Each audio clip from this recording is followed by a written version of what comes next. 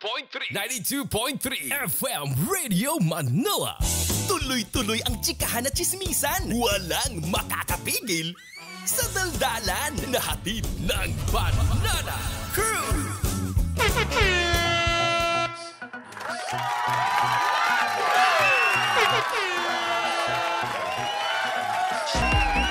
Hello!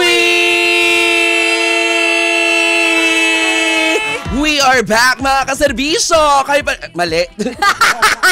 We are back, mga ka-vibes! Nasaan ako sa kaserbisyo sa Radyo sa Istrenta at Radyo Serbisyo.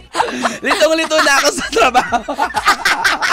Bakit? Kaserbisyo din naman ang tawag natin sa lahat ng mga ka-vibes natin. True! Alam mo naman, doon naman sa programa ko sa Radyo sa Istrenta. Ano sabi ko naman? Hello po mga ka-vibes. O, kasi diba galing ako dito 3 to 6 tapos 9 to 10.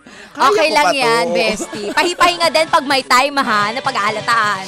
May pinapatayo kasi akong bestie. Ano? Hindi ko sasabihin kung ano yung pinapatayo ko. Oy! Hindi pwede. Siyempre bahay, bestie. Oo nga. Bahay ng Golden Retriever. Bahay ng Golden Retriever namin. Gano?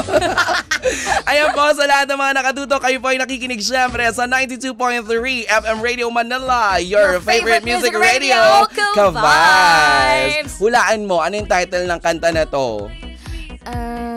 Wait lang. Is it starting with letter T? Ay, letter T is wrong. I'm sorry. Is it starting with letter J? Letter J, I'm sorry, wrong. Letter D, Dance Again. Alam mo kung bakit Dance Again? Hala, nakakahiya, Bessie, DJ ka. DJ ka. Bessie, DJ ka. Ako, DJ na dancer pa, hindi alam yung kanta. Anong tawag sa'yo? Sorry. Eto naman, Dance Again. Siyempre, bakit nga ba Dance Again? Dahil may bagong programa ang ABS-CBN po at ang Nathan Studios, hosted of course by Jella Atayde and Robbie Domingo. Kasama natin live sa studio, palakpakan na may kasamang sigawan, Robbie Domingo!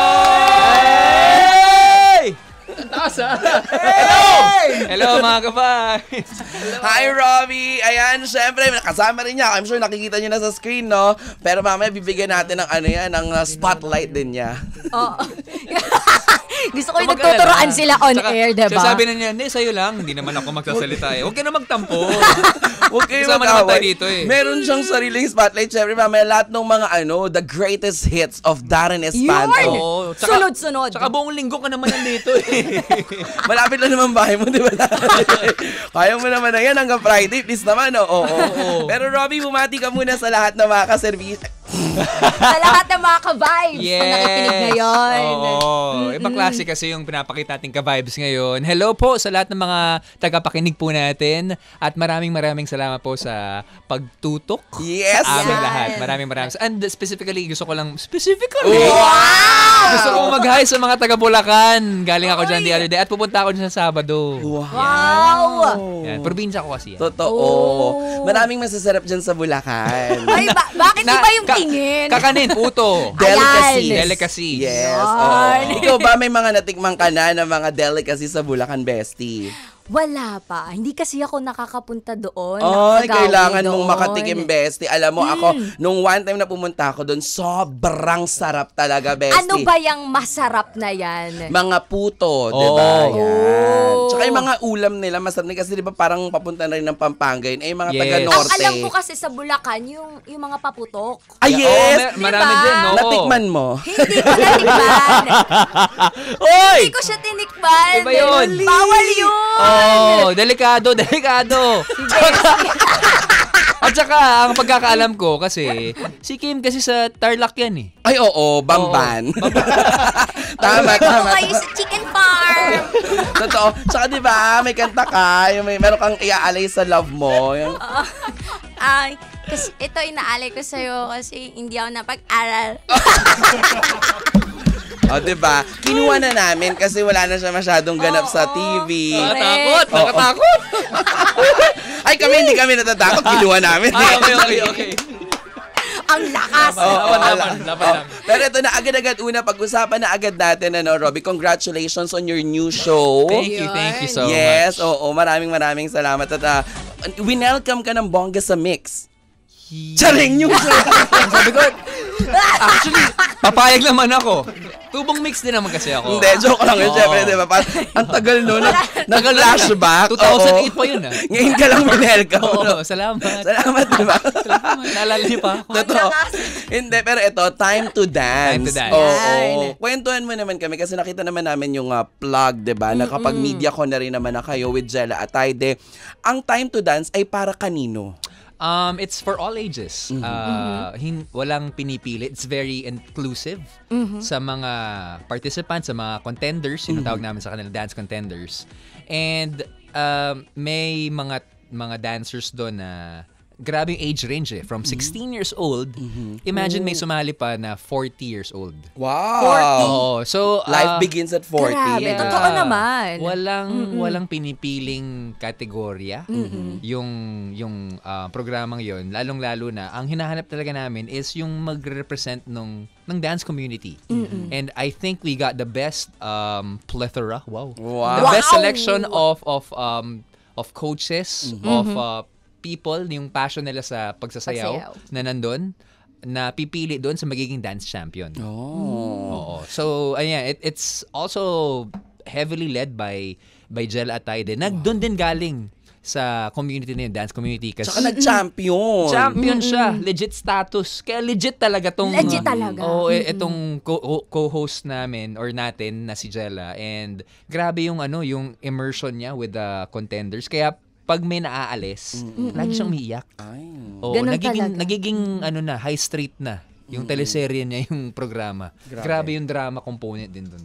Grabe. When they offer this show sa'yo, Robbie, di ba syempre ikaw, knowing you, na kapag may mga ibinabato sa'yo na kunyari, ito ba gusto mong gawin, ganyan, ano yung nakapagpa-oo talaga sa'yo dun sa element? Kasi di ba marami-rami ng mga naging dance competition sa TV. I remember nung Bagets ako, Bessie, nag-audition ako dyan, akala mo talaga, sa sobrang pangarap ko talaga makapasa sa ABS-CBN, Star Dance. Star Dance? Oo, nag-audition ako dyan sa Sa Star. Wikipedia ko lang nakita yun eh. Yes, kasi nga bata pa ako noon. 1972 yun ah. Sobra! Ano makasabay ko si Nakachupoy? Ano yun? Richie the Horsey. Ganun yung makasabay ko. No! No! No! Oh, di ba, nag-audition ako doon. Eh, di ba yung parang, yung nanalong champion, parang nag-represent sa Philippines na lumang. Yes. Tapos, di ba meron dyan yung nanalo dati, yung parang pinapadyak-padyak yung paa. Tap dancing. Oo, Yun, yung tap tap dancing, may ganun-ganun. Star. Rinig yung Yes. Kaya Papadyak gumagano rito. ka. Tsaka alam ng mga nakikinig. Na pumapadyak-padyak. Napata pa rin. Yes, oo. Marami ng mga dance competition. Pero ano yung talaga nakapagpa-oo sa'yo na, ay, this is something new, bago ito. Tapos, kailangan natin ng ganitong klase ng programa. Kasi di ba sa mga singing contest, parang may iba-iba silang atake. Like Yes. sa tawag ng tanghalan, mga Pinoy Dream Academy, etc. Dito. Before The Voice, mga ganyan.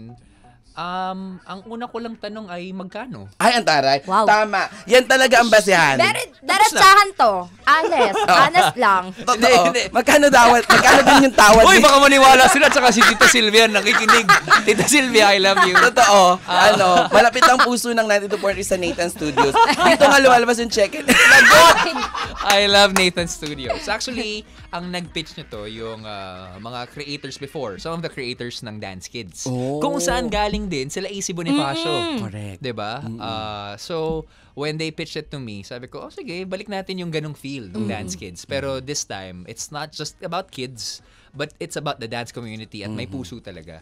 So in a way, pinresent nila na para siyang Dance Kids na may reality component. May Pinoy Big Brother component. So, may ganun siya. And I said yes immediately because of the core team. And sabi ko na, hindi na magiging trabaho to. Para naglalaro lang tayo. And also, nakaka-excite to see Jella grow from a dancer to a host. And yung mga dance communities to na, okay, may mga bagay na hindi ako familiar pa. At yun yung, I think yun yung isa sa mga role ko rin na instead of an expert na, ang tawag dyan ay pop lock, ganyan. Freeze Harlem. Ganyan. Mga Contemporary. whacking, ganyan. Tari, Harlem lang yung natandaan ko sa lahat. More on, parang yung mga nanonood sa amin, nanonood dun sa programa, ako yung, ano yan? Tsaka gaano katagal mo na ginagawa to, yung mga ganong klaseng questions. Ikaw ba, nung time na nagsushoot kayo, tsaka na-meet mo yung mga, ang tawag sa mga contestants? Dance contenders. Dance Dance contenders. contenders. Ayan, nung na-meet mo sila, ayan, meron bang sa puso mo talagang parang napalapit ka sa kanila kasi parang ang pagsasayaw pala ay hindi lang nila basta passion. yeah. Bagkos, ito ay talagang may pinanghugutan sila. Bakit nila ginagawa ito? Yes. Tsaka Wow. isa Alam mo lang yun sa mga... Grabe. Wow, paano yan? Lalim, Ready. Bagkos. Ako yung nagagalak dahil sila ay... Bulakenyo. Dahil sila ay nakadaupang palad ko. Ayun. Yun! In all seriousness, yung pagsasayaw kasi, like for example, yung ginagawa natin, yung pagsasalita, lalo na kayo sa radyo, it's just one aspect of your life. Hindi natin nakikita yung hirap na pinagdadaanan. May mga delivery drivers kami na nandun na gusto pala sumayaw. Tapos may kinakaharap na financials, yung iba doon tatay, tapos Totoo paano ko pagsasabayan yung passion ko, yung pag-aalaga ko sa asawa ko, tsaka yung pag-aalaga ko sa anak ko. So ang daming mga problema sa buhay, maraming issue. Branches. Na, ang nakikita na lang natin, kunwari, lalong-lalo na kapag kunwari nag-dance champion ang isang grupo, di ba? Nakikita na lang natin, uy, congratulations, nanalo ka. Pero hindi natin alam yung Story. journey. behind Yun ang journey. Lalong-lalo na dito sa aspeto ng pagsasayaw. Yan ang mahal na Totoo mahal yan. ng mga Pinoy eh. Diba?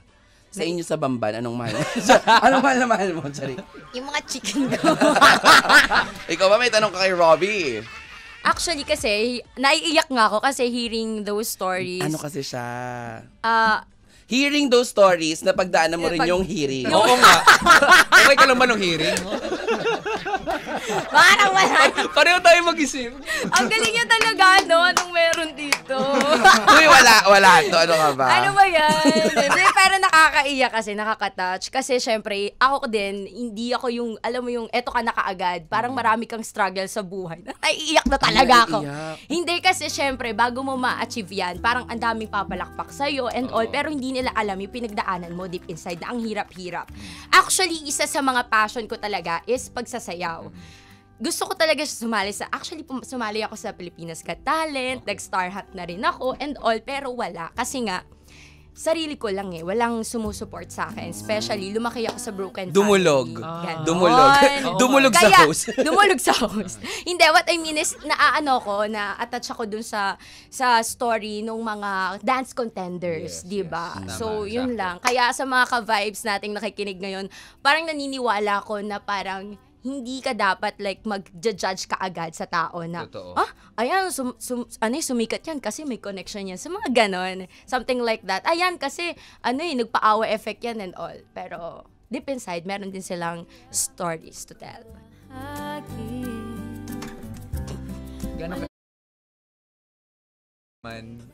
gusto mo bang mag-confession kay Kuya? Nakarelate lang ako. Hindi, maganda. Ang Nakarelate lang ako. Hindi, tsaka ang ganda, di ba? Thank you. Listener talaga siya. Yes. Oo. Ibig sabihin, ikaw nga na nasa harap mo, di ba? Hindi mo pa napapanood yung Time to Dance. Listening to what Robbie Yes, is totoo. saying dito sa programa, talagang may kinapitan ka na agad. Ibig sabihin, isa kang patunay na marami pala sa mga Pilipino or kahit na all over the world, na pag napanood nila to, hindi lang sila kakapit dahil nandyan si Tanggol sa Batang Yeah. Quiapo. Totoo. Kung hindi, sa bawat mga contenders na kasali sa Time to Dance. Totoo. At saka may nag-audition doon Wow. na Ginagaling. isa lang ang paa. Oh, totoo. Oo. Oh, yan taray. Oh, diba? Hindi hadlang. Hindi yan lang yung, hindi ka mag-joke. Bawal Oo. yun. Tsaka tingnan mo yung mukha namin ni Darren, nag-uusap, pero naka-live ako. So maraming interesting na story doon. So totoo. sana sa lahat ng mga ka-vibes natin, tutukan niyo po ang Time to Dance every Saturday, Yeah. Yun. 8:30 p.m. Sa iba't ibang channels po. Specifically sa Kapamilya channel, Kapamilya Online Live. Yun. Pero let's get more personal naman kay Yes, Robbie. correct. Diba? Robbie, isa ka na sa tinatawag na pinakakapita-pitagang host, diba? Dito sa Pilipinas, ganyan. Pero when you started from Pinoy Big Brother, diba nga, kanina, narinig natin yung talagang sabi mo, bagong-bago. Bagong-bagong kanta. Oo, Yan. diba? Ay, ang daming tissue. Hindi Grabe, hindi tissue yan. yan, Bakit? Akala ko, ano yan eh? Akala ko tape. Tissue yan. Ang yaman namin sa tissue, no? Oo. Tsaka yung tissue pang banyo ah. Oo. At saka yung tissue namin, pambuo ng Damami Returns. Malambot Grabe ah. kasi, kaya kinuha. Hoy! Eto na, tanong natin si Robbie, di ba? From Pinoy Big Brother, di ba? Sa mga sa teen edition, ganyan. Tapos ang layo na nung narating ng Robbie Domingo sa industry. Di ba? Nakita mo ba yung sarili mo mula noon, di ba? Tapos now, na ikaw na yung sumasampa bilang one of the major talaga most host dito sa Pilipinas. Can I say, pag naririnig ko yun, Kinikilabutan. Nagkikringe ka. may kilig, pero mostly Nahihiya. na para sa totoo lang Naiihi siya. Oo, saan ba yung banyo nyo? Malapit lang ba? Ay, Kasi tissue. Abot na yung tissue.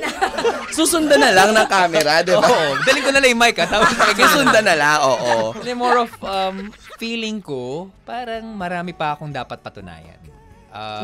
Wala pa ako dun sa estado na yun. Kasi I'm a big fan of the hostings of like Boy Abunda, di ba? Yan ang kinalakihan natin, Boy Abunda. Ang favorite ko talaga si Sir Edu Manzano. Edu Manzano. Of course, there's Luis, there's Ate Bianca, there's Ate Tony, Yes. and so Ate much more. Melay. Ayos lang. love na love ko si Melay. Hindi, kaya namin Sobra gin-joke. kaya yung joke ko. Pero hanggat hindi ko pa nakiklaim yung spot ko, hindi ko pa siya acknowledge. Dahil marami pa akong gustong gawin at gustong patunayan. Pero 'di ba last time nung feeling ko yun yung huling interview ko sa pandemic. 'Di ba? Isa na mention mo Edu Manzano, Luis Manzano, ganyan. Tapos dumating yung punto sa career mo that ABS-CBN trusted you sa Pilipinas Game Ka Na Ba? Game ka na ba? 'Di ba? Sa Kumu, Yes. you hosted the That was a major step. Diba? Talaga. Oo. And I had to ask a lot of people, even Miss Chris Aquino, for her blessing. And thankfully, sabi naman niya, fine, okay. love. Now, I messaged her through Darla and then she said, okay, sige. Ayun, at least 'di ba, humingi ng basbas, 'di Kailangan. ba? Oo, Kumbaga. importante yan, lalo Totoo. sa industriya natin. Totoo. Tsaka yung courtesy, 'di ba? Na kahit naman wala naman na talaga dapat, pero syempre yung respeto na kayo po ito kayo po yung nagpakilala nito, tas ngayon po nabigyan ako ng pagkakataon. If I were to ask you, ang ganda syempre, 'di ba? Sabi Kaya lang, talaga Akala ko a boy, palaban. if I were a boy. if Okay. I were Hindi, yan. Dito, tatanungin ka namin, Robbie. Bilang isang host, sa dami na ng programang pinag-hostan mo, ginawa mo, meron ka bang naiisip in mind na talagang matagal mo nang pinipitch sa yes. management? Ano ito? Kung kunyari, pagbibigyan ako ng network na ito, Oo, tama. Wow. Ang gusto mo yung oras na 3 to 6, no? Yung 3 to 6. Yung 3 to 6. Sala, Robbie, sa amin yun. Sabi dumating yun. lahat ng producer Nandyan lahat ng mga boss, nakikinig, Hindi, ito very iconic. Actually, Banana Crew. Bestie! We asked for the franchise of it, pero sobrang mahal niya kasi it's a global franchise. Who Wants to Be a Millionaire? Talaga? Di ba nagawa na yan dito sa Pilipinas? Nagawa na ilang beses sa Pilipinas. Oo. It was hosted by Mr. Christopher De Leon. Kung pwede mag-mention. Pwede naman. Yeah, IBC pwede. before. Yes. Pwede. And then, napunta kay Bossing. Vic Soto. And then, wala pa. Wala pa. Si Vic Soto na talaga yung Yes. last. Huli. Last. O next na yan, 'di ba? Alam mo na, Malay mo isinigaw naman. na po natin. Oo, isinigaw na po Tagal natin lang sa manifest. And then Oo. also, ano rin, Weakest Link. Diba? Yun, the weakest link. When we were You kids. are the weakest link. Di ba ganun yun? Taray! Goodbye. Oo, di ba? Ganun. Yun pala Alam mo ba yun, yun. Darren? Hindi niya na naabutan kasi Labas nga. ka nga muna. Hindi sa matanda. Matatanda dito. Uy, bata pa siya. Bata pa ako. Tsaka siya lang, no? Bata pa siya. Bata pa lang kami. Ayan. Siyempre, ito naman, usapang pamilya naman. Oo. For 2025, anong mga plans? Yan. Kasi chismosa kami. Parang Kaya kaya, nga may narinig kami sa kwentuhan niya na parang nabanggit na, kaya pala blooming ka ngayon. There is something new, di ba? Oo. Ano ba to? Paano ba sasabihin sa ere to? Charing. It's something that I can't disclose yet, Yes. but it's something that yun pinagpapasalamat namin dahil lahat ng pinangarap namin ng 2024 at pinagdasal namin ngayon lumalabas 2025. And yun I think 2025 is a year of preparation for us. Wow. So matinding paghahanda sa aming dalawa ni Mikey. Grabe naman. Congratulations. Kung ano man yan. Kung ano man yun at sinabi ni Darren na Ayun blooming ako ngayon, it's because of the news that we received yesterday. Wow! Wow! Oy, no. Pero Grabe. kita sa mga mata mo. Ipirma na po Correct. ako. Yes. Pero kita sa mga mata mo na kung ano man ito na sabi mo nga hindi pa naman siya pwedeng pag-usapan or disclose ngayon dito, ramdam naman namin. Because I remember the last time na hindi pala yun yung huli naming interview. May piyo. Sorry. Okay lang. Tsaka may laman, ha? Oo, may piyo. Oo. Nag-swab ka ba? Oo, nag-swab naman ako. Oo. Ano naman. Sorry. Takot. Approved naman. Hindi pala yung huli yung sa game ka na ba? Yung huli pala yung nag-host ako. MMFF. Bukod sa Metro Manila Film Fest, nasabi ko, you're very, very emotional that time. Yung nag-sign ka ng contract with ABS-CBN. Oh, yes. Remember, Yes. diba? Tapos ngayon, nakikita ko naman na, at least, diba, he's okay, you're doing good. Yes, because that day, yung nag-sign ako, Yung na-receive yung news. The night Yes. before, yun yung news na sinabi na ng doktor sa amin, it's gonna be a long and expensive battle. Exactly. We don't know kung hanggang kailan to, pero ito yung kondisyon ni Mikey ngayon. So, syempre, bringing that, hindi ko na naisip yung signing ng kontrata. Totoo. Although I'm super grateful sa Kapamilya Network, it's more of, anong gagawin namin? Yun ang isa sa mahirap na hostan kasi syempre, parang, iba yung, kasi Yun knowing eh. Robbie, diba, lagi ka naming na-interview, lagi ka namin nakasama, kahit sa hallway, ganyan. Napaka ano niyan, mabate, jolly talaga, bubbly. Tas, Tsaka nag-aabot. oo, totoo. Alam mo, mamaya may abot yan, Kaya, bestie. aabangan ko yan, best. Oo, pero bestie, kung wala naman siyang dala, isisan niya yan, bestie. Okay, sige, best. May lagay. May lagay. May lagay. Ha? Kapal. Oo. Tsaka na-excite ka. Alam mo na. Parang patok mo sa isip, magkano kaya? Ano kaya yun? Chares. Oo. Hindi, diba? Tapos yun, ngayon nakikita na, ayun na, you're back talaga on track and sabi mo may magandang balita na soon malalaman din naman natin. Hopefully. Yun na lang. Yun. Naku, mamaya sasamahan pa tayo ni Robbie Domingo pero sa ating pagbabalik, eto maririnig natin ng kanilang mga POVs together. Yan. Pero sa pagbabalik natin, magbibigay tayo ng mga awitin na talaga namang live makakasama rin natin dito sa ating programa. Syempre sa inyong favorite na merienda tuwing hapon, pagsabi ng alas 3 hanggang alas 6 ng gabi, ito ang Banana Crew! Oras 4:03 sa buong Kapulan ng Pilipinas, tutok lang sa 92.3 FM Radio Manila, your favorite music radio, Ka-Vibes! 92.3 FM Radio Manila. Di ba narinig nyo na, lalong-lalo na mga magandang musika? Di ba dyan nagtatapos ang ating mga pinagsamahang masaya? Mas pinapalawak para mga Pilipino kasama, naglilingkod dahil buong bansa ay iisa. Music Radio, lagi ka pinapakinggan kahit saan, kailanman. My favorite music radio, ang pinaka-maaasahan kahit saan, kailanman. My favorite app, my favorite music.